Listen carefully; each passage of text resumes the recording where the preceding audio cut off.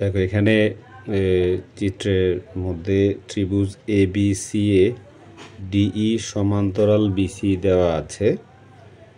আর AE 3 centimetre, BD 4 centimetre, DE 6 centimetre হলে BC এর দৈর্ঘ্য নির্ণয় করো, যেখানে DE সমান্তরাল BC। তো এই প্রশ্নটা প্রায় সময় পরীক্ষায় আসে। আমরা এখান থেকে কিভাবে BC এর দৈর্ঘ্য নির্ণয় করব। এখানে দেখো, এখানে AD এর দৈর্ঘ্য 3, BD এর দৈর্ঘ্য 4, তাহলে AB এর দৈর্ঘ্য হবে 3 আর 4 7, মানে AB হচ্ছে 7 আর DE 6 আর BC এর দৈর্ঘ্য নির্ণয় করব।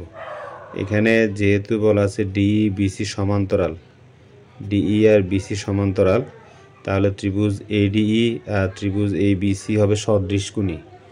সদৃশকোণী হলে এদের অনুরূপ বাহুগুলো সমানুপাতিক হবে।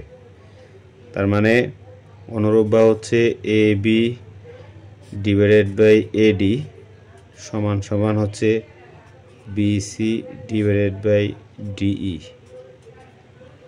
তাহলে এখানে আমরা AB এর দৈর্ঘ্য হচ্ছে 7, AD এর দৈর্ঘ্য হচ্ছে 3, BC এর দৈর্ঘ্য জানা নেই, DE এর দৈর্ঘ্য হলো 6।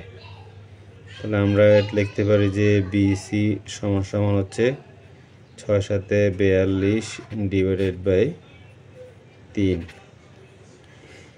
তার মানে আমাদের এই দৈর্ঘ্য হবে 3 1 3 3 14 42 14। তো BC এর দৈর্ঘ্য হচ্ছে 14।